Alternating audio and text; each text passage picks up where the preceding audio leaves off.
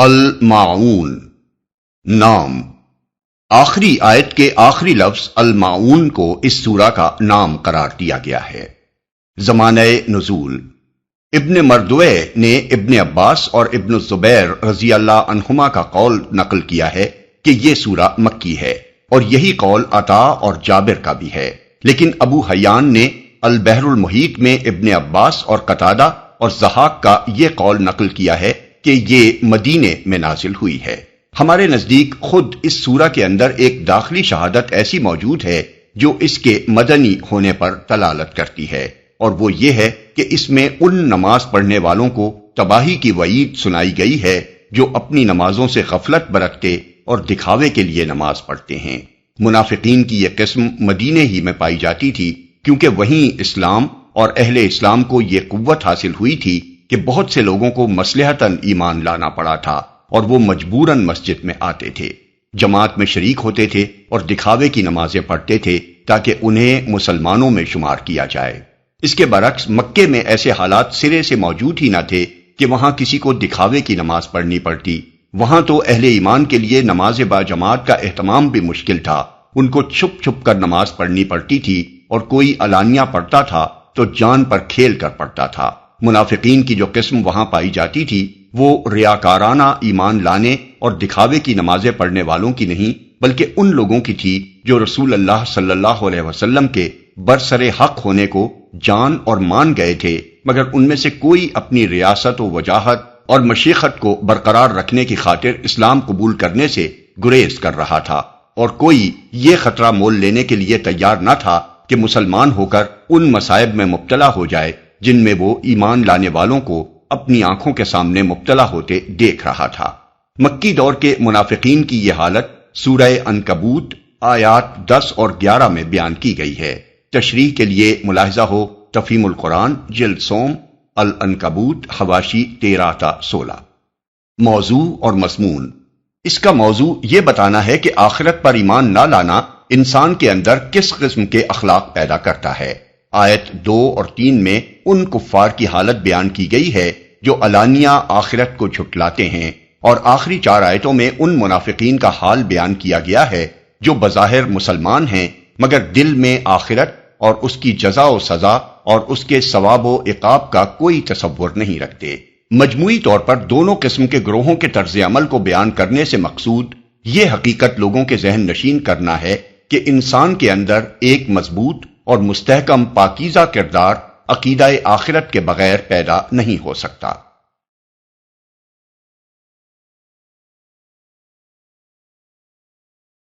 اعوذ باللہ من الشیطان الرجیم، بسم اللہ الرحمن الرحیم۔ ارأیت الذی یکذب بالدین فذلك الذي يدع اليتيم ولا يحض على طعام المسكين۔ تم نے دیکھا اس شخص کو جو آخرت کی جزا و سزا کو جھٹلاتا ہے، وہی تو ہے جو یتیم کو دھکے دیتا ہے اور مسکین کا کھانا دینے پر نہیں اکساتا۔ تم نے دیکھا کا خطاب بظاہر نبی صلی اللہ علیہ وسلم سے ہے، مگر قرآن کا انداز بیان یہ ہے کہ ایسے مواقع پر وہ عموماً ہر صاحب عقل اور سوچنے سمجھنے والے شخص کو مخاطب کرتا ہے، اور دیکھنے کا مطلب آنکھوں سے دیکھنا بھی ہے، کیونکہ آگے لوگوں کا جو حال بیان کیا گیا ہے وہ ہر دیکھنے والا اپنی آنکھوں سے دیکھ سکتا ہے، اور اس کا مطلب جاننا، سمجھنا اور غور کرنا بھی ہے۔ عربی کی طرح اردو میں بھی دیکھنے کا لفظ اس دوسرے معنی میں استعمال ہوتا ہے۔ مثلا ہم کہتے ہیں کہ میں دیکھ رہا ہوں، اور مطلب یہ ہوتا ہے کہ میں جانتا ہوں یا مجھے خبر ہے، یا مثلا ہم کہتے ہیں کہ ذرا یہ بھی تو دیکھو، اور مطلب یہ ہوتا ہے کہ ذرا اس بات پر بھی غور کرو۔ پس اگر لفظ ارائیتا کو اس دوسرے معنی میں لیا جائے تو آیت کا مطلب یہ ہوگا کہ جانتے ہو وہ کیسا شخص ہے جو جزا و سزا کو جھٹلاتا ہے، یا تم نے غور کیا اس شخص کے حال پر جو جزائے اعمال کی تکذیب کرتا ہے۔ جزا و سزا اصل میں یکذب بالدین فرمایا گیا ہے۔ الدین کا لفظ قرآن کی اصطلاح میں آخرت کے جزائے اعمال کے لیے بھی استعمال ہوتا ہے اور دین اسلام کے لیے بھی، لیکن جو مضمون آگے بیان ہوا ہے اس کے ساتھ پہلے معنی ہی زیادہ مناسبت رکھتے ہیں، اگرچہ دوسرے معنی بھی سلسلہ کلام سے غیر مطابق نہیں ہیں۔ ابن عباس رضی اللہ عنہ نے دوسرے معنی کو ترجیح دی ہے اور اکثر مفسرین پہلے معنی کو ترجیح دیتے ہیں۔ اگر پہلے معنی لیے جائیں تو پوری صورت کے مضمون کا مطلب یہ ہوگا کہ آخرت کے انکار کا عقیدہ انسان میں یہ سیرت و کردار پیدا کرتا ہے، اور دوسرے معنی لیے جائیں تو پوری صورت کا مدعا دین اسلام کی اخلاقی اہمیت واضح کرنا قرار پائے گا، یعنی کلام کا مقصد یہ ہوگا کہ اسلام اس کے برعکس سیرت و کردار پیدا کرنا چاہتا ہے جو اس دین کا انکار کرنے والوں میں پائی جاتی ہے، جھٹلاتا ہے۔ انداز کلام سے محسوس ہوتا ہے کہ یہاں اس سوال سے بات کا آغاز کرنے کا مقصد یہ پوچھنا نہیں ہے کہ تم نے اس شخص کو دیکھا ہے یا نہیں، بلکہ سامع کو اس بات پر غور کرنے کی دعوت دینا ہے کہ آخرت کی جزا و سزا کا انکار آدمی میں کس قسم کا کردار پیدا کرتا ہے، اور اسے یہ جاننے کا خواہش مند بنانا ہے کہ اس عقیدے کو جھٹلانے والے کیسے لوگ ہوتے ہیں تاکہ وہ ایمان بالآخرت کی اخلاقی اہمیت سمجھنے کی کوشش کرے۔ وہی تو ہے۔ اصل میں فذالک الذی فرمایا گیا ہے، اس فقرے میں فا ایک پورے جملے کا مفہوم ادا کرتا ہے۔ اس کے معنی یہ ہے کہ اگر تم نہیں جانتے تو تمہیں معلوم ہو کہ وہی تو ہے جو، یا پھر یہ اس معنی میں ہے کہ اپنے اسی انکار آخرت کی وجہ سے وہ ایسا شخص ہے جو یتیم کو دھکے دیتا ہے۔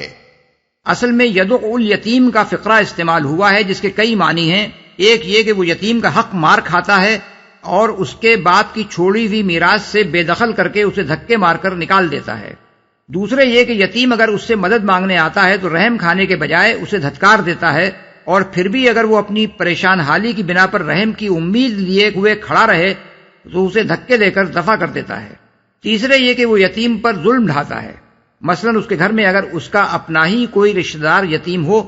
تو اس کے نصیب میں سارے گھر کی خدمتگاری کرنے اور بات بات پر جھڑکیاں اور ٹھوکریں کھانے کے سوا کچھ نہیں ہوتا۔ علاوہ بری اس فقرے میں یہ معنی بھی پوشیدہ ہیں کہ اس شخص سے کبھی کبھار یہ ظالمانہ حرکت سرزد نہیں ہو جاتی، بلکہ اس کی عادت اور اس کا مستقل رویہ یہی ہے۔ اسے یہ احساس ہی نہیں ہے کہ یہ کوئی برا کام ہے جو وہ کر رہا ہے، بلکہ وہ بڑے اطمینان کے ساتھ یہ روش اختیار کیے رکھتا ہے اور سمجھتا ہے کہ یتیم ایک بے بس اور بے یار و مددگار مخلوق ہے، اس لیے کوئی حرج نہیں اگر اس کا حق مار کھایا جائے، یا اسے ظلم و ستم کا تختہ مشق بنا کر رکھا جائے، یا وہ مدد مانگنے کے لیے آئے تو اسے دھتکار دیا جائے۔ اس سلسلے میں ایک بڑا عجیب واقعہ قاضی ابو الحسن الماوردی نے اپنی کتاب اعلام النبوہ میں لکھا ہے۔ ابو جہل ایک یتیم کا وصی تھا، اور وہ بچہ ایک روز اس حالت میں اس کے پاس آیا کہ اس کے بدن پر کپڑے تک نہ تھے، اور اس نے التجا کی کہ اس کے باپ کے چھوڑے ہوئے مال میں سے وہ اسے کچھ دے دے، مگر اس ظالم نے اس کی طرف توجہ تک نہ کی، اور وہ کھڑے کھڑے آخرکار مایوس ہو کر پلٹ گیا۔ قریش کے سرداروں نے عذرائے شرارت اس سے کہا کہ محمد صلی اللہ علیہ وسلم کے پاس جا کر شکایت کر، وہ ابو جہل سے سفارش کر کے تجھے تیرا مال دلوا دیں گے۔ بچہ بیچارہ ناواقف تھا کہ ابو جہل کا حضور صلی اللہ علیہ وسلم سے کیا تعلق ہے اور یہ بدبخت اسے کس غرض کے لیے مشورہ دے رہے ہیں۔ وہ سیدھا حضور کے پاس پہنچا اور اپنا حال آپ سے بیان کیا۔ آپ اسی وقت اٹھ کھڑے ہوئے اور اسے ساتھ لے کر اپنے بدترین دشمن ابو جہل کے ہاں تشریف لے گئے۔ آپ کو دیکھ کر اس نے آپ کا استقبال کیا، اور جب آپ نے فرمایا کہ اس بچے کا حق اسے دے دو تو وہ فوراً مان گیا اور اس کا مال لا کر اسے دے دیا۔ قریش کے سردار طاق میں لگے ہوئے تھے کہ دیکھیں ان دونوں کے درمیان کیا معاملہ پیش آتا ہے۔ وہ کسی مزیدار جھڑپ کی امید کر رہے تھے، مگر جب انہوں نے یہ معاملہ دیکھا تو حیران ہو کر ابو جہل کے پاس آئے اور اسے تانا دیا کہ تم بھی اپنا دین چھوڑ گئے۔ اس نے کہا خدا کی قسم میں نے اپنا دین نہیں چھوڑا، مگر مجھے ایسا محسوس ہوا کہ محمد صلی اللہ علیہ وسلم کے دائیں اور بائیں ایک ایک حربہ ہے جو میرے اندر گھس جائے گا اگر میں نے ذرا بھی ان کی مرضی کے خلاف حرکت کی۔ اس واقعے سے نہ صرف یہ معلوم ہوتا ہے کہ اس زمانے میں عرب کے سب سے زیادہ ترقی یافتہ اور معزز قبیلے تک کے بڑے بڑے سرداروں کا یتیموں اور دوسرے بے یار و مددگار لوگوں کے ساتھ کیا سلوک تھا، بلکہ یہ بھی معلوم ہوتا ہے کہ رسول اللہ صلی اللہ علیہ وسلم کس بلند اخلاق کے مالک تھے اور آپ کے اس اخلاق کا آپ کے بدترین دشمنوں تک پر کیا روب تھا۔ اسی قسم کا ایک واقعہ ہم اس سے پہلے تفہیم القرآن جلد سوم صفحے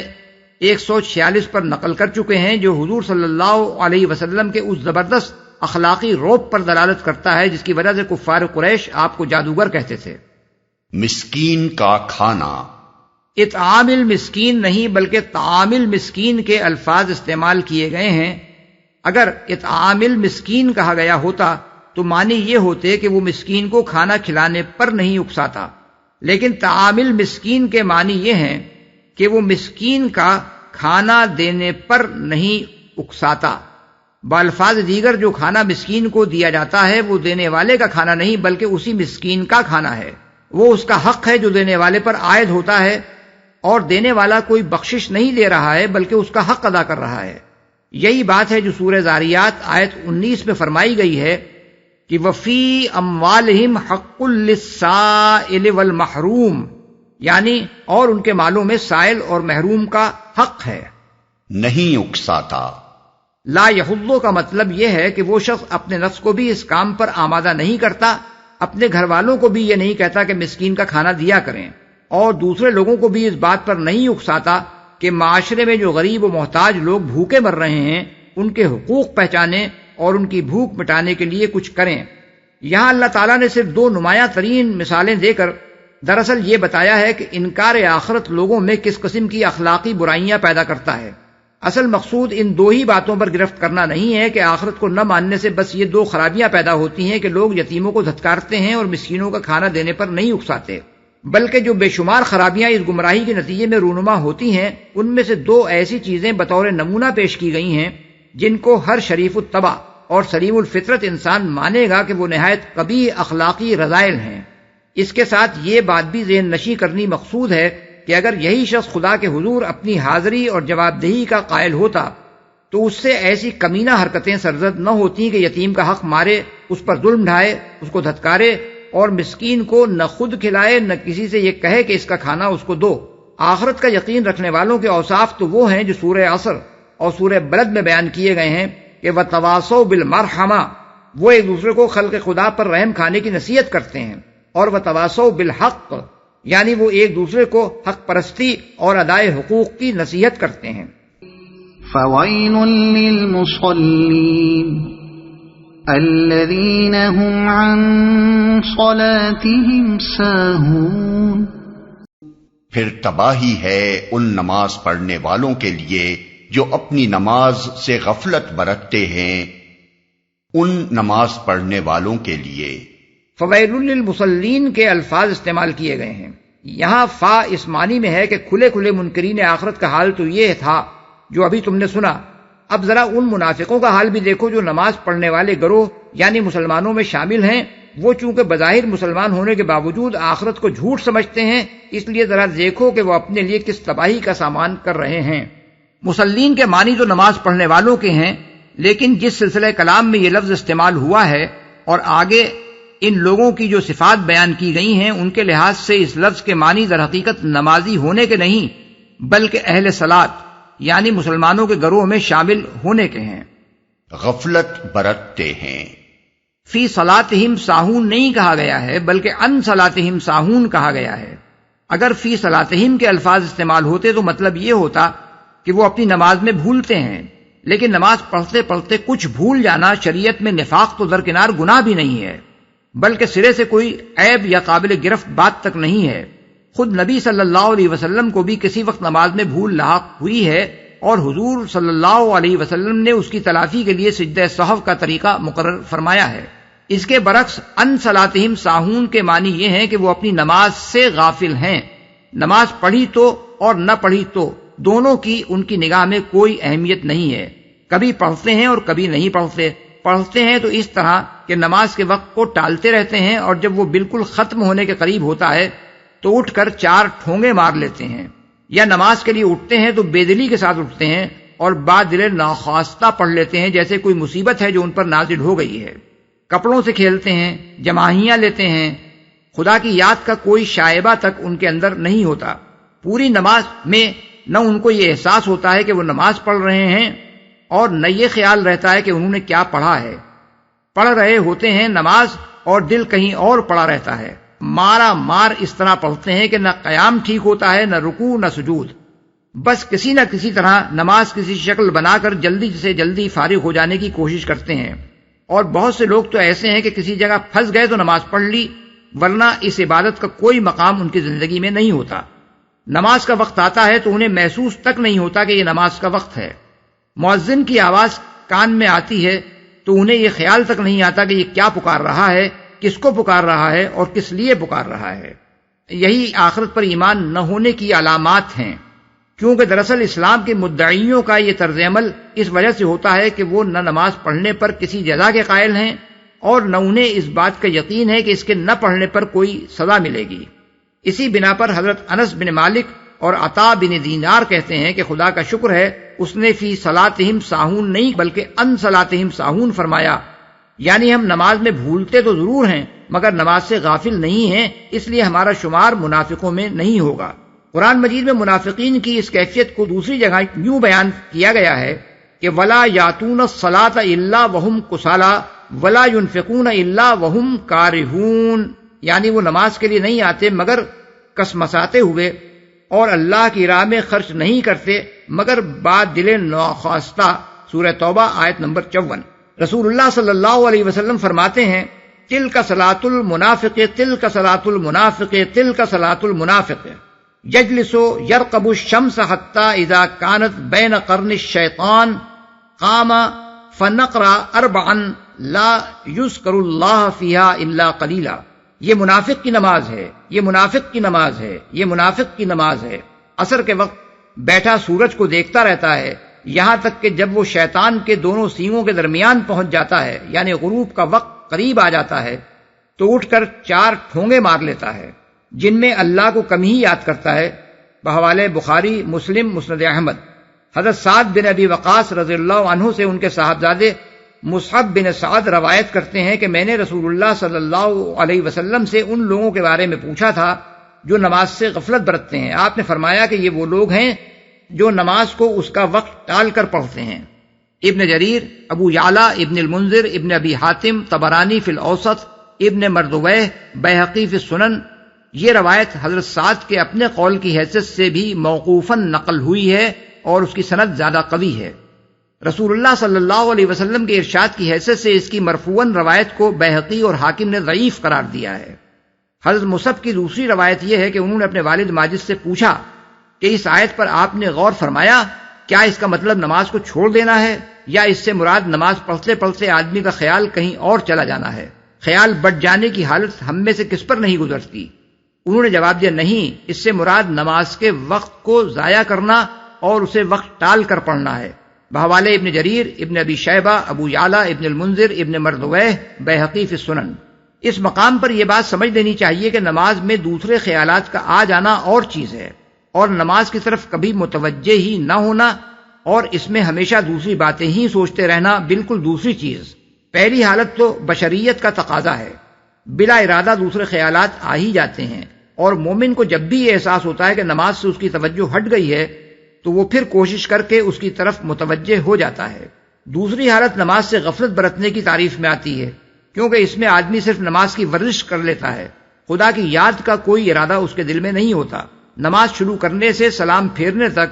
ایک لمحے کے لیے بھی اس کا دل خدا کی طرف متوجہ نہیں ہوتا، اور جن خیالات کو لیے ہوئے وہ نماز میں داخل ہوتا ہے انہی میں مستغرق رہتا ہے۔ الذين هم يراءون ويمنعون الماعون، جو ریاکاری کرتے ہیں اور معمولی ضرورت کی چیزیں لوگوں کو دینے سے گریز کرتے ہیں، ریاکاری کرتے ہیں۔ یہ فقرہ ایک مستقل فقرہ بھی ہو سکتا ہے اور پہلے فقرے سے متعلق بھی۔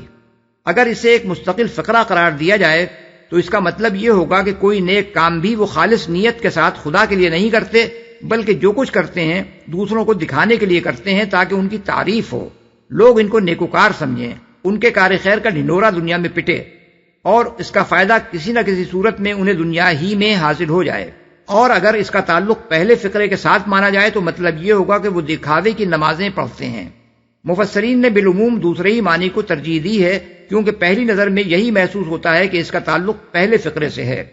ابن عباس رضی اللہ عنہ فرماتے ہیں اس سے مراد منافقین ہیں جو دکھاوے کی نماز پڑھتے تھے، اگر دوسرے لوگ موجود ہوتے تو پڑھ لیتے، اور کوئی دیکھنے والا نہ ہوتا تو نہیں پڑھتے تھے۔ دوسری روایت میں ان کے الفاظ یہ ہیں، تنہا ہوتے تو نہ پڑھتے اور علانیہ پڑھ لیتے تھے۔ بحوالے ابن جریر، ابن المنذر، ابن ابی حاتم، ابن مردویہ، بیہقی فی الشعب۔ قرآن مجید میں بھی منافقین کی یہ حالت بیان کی گئی ہے، وَإِذَا قَامُوا إِلَى الصَّلَاةِ قَامُوا كُسَالَىٰ يُرَاءُونَ النَّاسَ وَلَا يَذْكُرُونَ اللَّهَ إِلَّا قَلِيلًا، یعنی اور جب وہ نماز کے لیے اٹھتے ہیں تو کسمساتے ہوئے اٹھتے ہیں، لوگوں کو دکھاتے ہیں اور اللہ کو کم ہی یاد کرتے ہیں۔ سورہ نساء آیت نمبر 142۔ معمولی ضرورت کی چیزیں۔ اصل میں لفظ معاون استعمال ہوا ہے۔ حضرت علی ابن عمر، سعید بن جبیر، قتادہ، حسن بصری، محمد بن حنفیہ، ضحاک ابن زید، اکرمہ، مجاہد، عطا اور زہری رحمہم اللہ کا قول یہ ہے کہ اس سے مراد زکوٰۃ ہے۔ ابن عباس، ابن مسعود، ابراہیم نخعی، ابو مالک اور بہت سے دوسرے حضرات کا قول ہے کہ اس سے مراد عام ضرورت کی اشیاء مثلا ہنڈیا، ڈول، کلہاڑی، ترازو، نمک، پانی، آگ، چخماق جس کی جانشین ابدیہ سلائی ہے وغیرہ ہیں جو عموماً لوگ ایک دوسرے سے عاریتاً مانگتے رہتے ہیں۔ سعید بن جبیر اور مجاہد کا بھی ایک قول اسی کی تائید میں ہے۔ حضرت علی کا بھی ایک قول یہ ہے کہ اس سے مراد زکوٰۃ بھی ہے اور یہ چھوٹی چھوٹی عام ضروریات کی چیزیں بھی۔ اکرمہ سے ابن ابی حاتم نے نقل کیا ہے کہ معاون کا اعلیٰ مرتبہ زکوٰۃ ہے اور ادنا ترین مرتبہ یہ ہے کہ کسی کو چھلنی، ڈول یا سوئی عارضاً دی جائے۔ حضرت عبداللہ بن مسعود رضی اللہ عنہ فرماتے ہیں کہ ہم اصحاب محمد صلی اللہ علیہ وسلم یہ کہا کرتے تھے، اور بعض روایات میں ہے کہ حضور صلی اللہ علیہ وسلم کے عہد مبارک میں یہ کہا کرتے تھے کہ معاون سے مراد ہنڈیا، کلہاڑی، ڈول، ترازو اور ایسی ہی دوسری چیزیں مستعار دینا ہے۔ بحوالہ ابن جریر، ابن ابی شیبہ، ابو داؤد، نسائی، بزار، ابن المنذر، ابن ابی حاتم، طبرانی فی الاوسط، ابن مردویہ، بیہقی فی السنن۔ سعد بن عیاض ناموں کی تصریح کے بغیر قریب یہی قول رسول اللہ صلی اللہ علیہ وسلم کے صحابہ سے نقل کرتے ہیں، جس کے معنی یہ ہے کہ انہوں نے متعدد صحابہ سے یہ بات سنی تھی۔ بحوالہ ابن جریر، ابن ابی شیبہ، دیلمی، ابن عساکر اور ابو نعیم نے حضرت ابو ہریرہ کی ایک روایت نقل کی ہے جس میں وہ کہتے ہیں کہ خود رسول اللہ صلی اللہ علیہ وسلم نے اس آیت کی یہ تفسیر بیان فرمائی کہ اس سے مراد کلہاڑی اور ڈول اور ایسی ہی دوسری چیزیں ہیں۔ اگر یہ روایت صحیح ہے تو غالباً یہ دوسرے لوگوں کے علم میں نہ آئی ہوگی، ورنہ ممکن نہ تھا کہ پھر کوئی شخص اس آیت کی کوئی اور تفسیر کرتا۔ اصل بات یہ ہے کہ معاون چھوٹی اور قلیل چیز کو کہتے ہیں جس میں لوگوں کے لیے کوئی منفعت یا فائدہ ہو۔ اس معنی کے لحاظ سے زکوٰۃ بھی معاون ہے، کیونکہ وہ بہت سے مال میں سے تھوڑا سا مال ہے جو غریبوں کی مدد کے لیے دینا ہوتا ہے، اور وہ دوسری عام ضرورت کی اشیاء بھی معاون ہیں جن کا ذکر حضرت عبداللہ بن مسعود رضی اللہ عنہ اور ان کے ہم خیال حضرات نے کیا ہے۔ اکثر مفسرین کا خیال یہ ہے کہ معاون کا اطلاق ان تمام چھوٹی چھوٹی چیزوں پر ہوتا ہے جو عادتاً ہمسائے ایک دوسرے سے مانگتے رہتے ہیں۔ ان کا مانگنا کوئی ذلت کی بات نہیں ہوتا، کیونکہ غریب اور امیر سبھی کو کسی نہ کسی وقت ان کی ضرورت پیش آتی رہتی ہے۔ البتہ ایسی چیزوں کو دینے سے بخل برتنا اخلاقاً ایک ذلیل حرکت سمجھا جاتا ہے۔ عموماً ایسی چیزیں بجائے خود باقی رہتی ہیں اور ہمسایہ ان سے کام لے کر انہیں جوں کا توں واپس دے دیتا ہے۔ اسی معاون کی تعریف میں یہ بھی آتا ہے کہ کسی کے ہاں مہمان آ جائیں اور وہ ہمسائے سے چارپائی یا بستر مانگ لے، یا کوئی اپنے ہمسائے کے تنور میں اپنی روٹی پکا لینے کی اجازت مانگے، یا کوئی کچھ دنوں کے لیے باہر جا رہا ہو اور حفاظت کے لیے اپنا کوئی قیمتی سامان دوسرے کے ہاں رکھوانا چاہے۔ بس آیت کا مقصود یہ بتانا ہے کہ آخرت کا انکار آدمی کو اتنا تنگ دل بنا دیتا ہے کہ وہ دوسروں کے لیے کوئی معمولی ایثار کرنے کے لیے بھی تیار نہیں ہوتا۔